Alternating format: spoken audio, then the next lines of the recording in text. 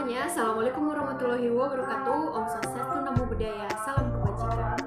Kembali lagi bersama saya Runarinda Melani Tasoid dengan nomor induk mahasiswa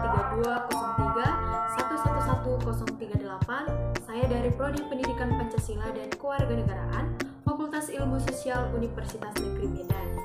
Nah, pada kesempatan kali ini saya dari kelas Mikro TJG akan menampilkan sebuah praktik di mana praktik ini adalah keterampilan menjelaskan. Nah, terlebih kepada seorang calon guru, keterampilan menjelaskan ini sangatlah diperlukan dalam proses pembelajaran karena suatu kegiatan belajar mengajar biasanya didominasi oleh pembicaraan guru yang berupa penjelasan. Nah, penjelasan guru sangat membantu siswa dalam memperoleh materi pokok pembelajaran. Nah, di sini inti dari sebuah proses pembelajaran itu adalah pada saat guru menjelaskan materi pembelajaran. Nah, dengan itu sangat diperlukan keterampilan daripada kita untuk menjelaskan materi tersebut. Nah, namun sebelumnya saya akan menjelaskan terlebih dahulu bahwa penjelasan dapat dikategorikan menjadi 3 jenis. Yang pertama, penjelasan interpretatif, yang kedua, penjelasan secara deskriptif, dan yang ketiga adalah penjelasan reason giving.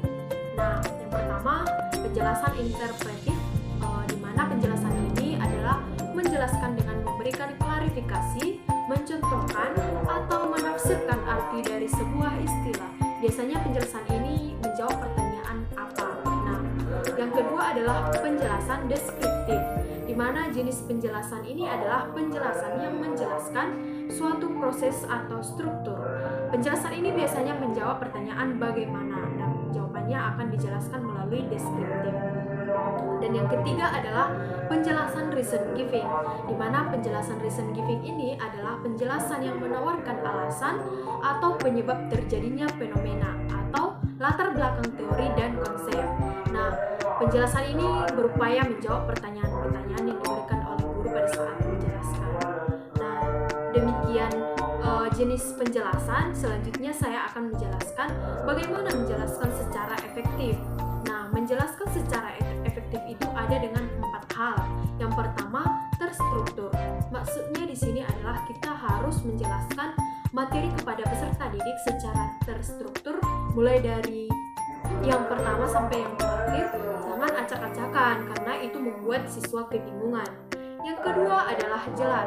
Kita harus menggunakan suara yang jelas, penyampaian yang jelas, karena siswa akan lebih mudah mengerti jika kita memberikan penjelasan secara jelas dengan suara yang sedikit bervolume, supaya semua murid mendengarkan dengan baik. Nah, yang ketiga adalah ringkas. Nah, pada saat kita menjelaskan, kita harus berusaha menjelaskannya secara ringkas karena jika kita menjelaskan secara bertele-tele, maka tentu saja murid-murid akan merasa bosan ketika kita menjelaskannya. Nah, yang keempat adalah menarik. Maksudnya di sini adalah kita harus menjelaskan materi kita dengan menarik, tidak monoton karena itu membuat siswa mengantuk. Jadi kita harus di sela-sela kita menjelaskan, kita harus mencontohkan kepada hal nyata. Kita boleh memberikan sebuah cerita pendek tentang materi yang bersangkutan dengan yang kita jelaskan tadi.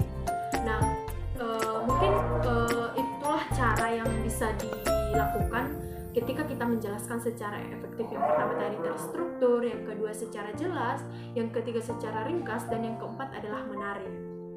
Nah, di sini saya akan mencontohkan sebuah praktik bagaimana kita bisa menjelaskan materi kepada peserta didik secara efektif.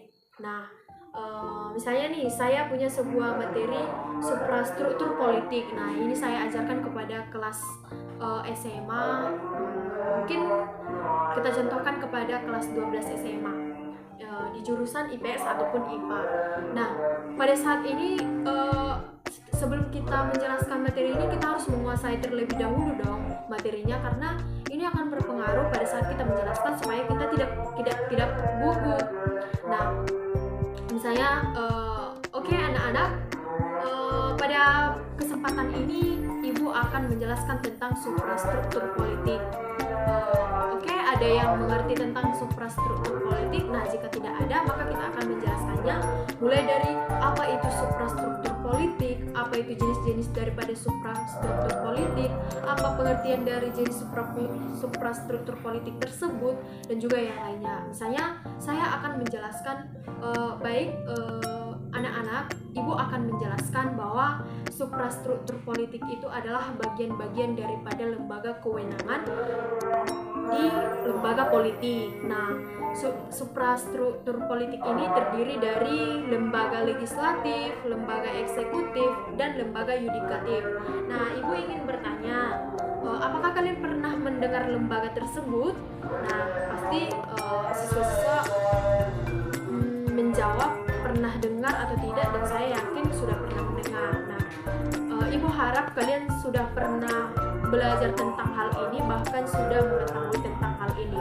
Nah, namun ibu akan menjelaskan bahwa lembaga legislatif itu adalah lembaga yang bertugas membuat undang-undang. Nah, setelah kita menjelaskan apa itu lembaga legislatif, nah kita menjelaskan lagi apa itu lembaga eksekutif. Nah, secara terstruktur dia dan secara ringkas mudah diingat, hanya pengertiannya saja berarti sudah menandakan itu berbeda. Nah, anak-anak, lembaga eksekutif itu adalah pelaksana undang-undang. Nah, yang tadi kan lembaga legislatif itu lembaga yang bertugas membuat undang-undang. Nah, sedangkan lembaga eksekutif itu adalah pelaksana undang-undang.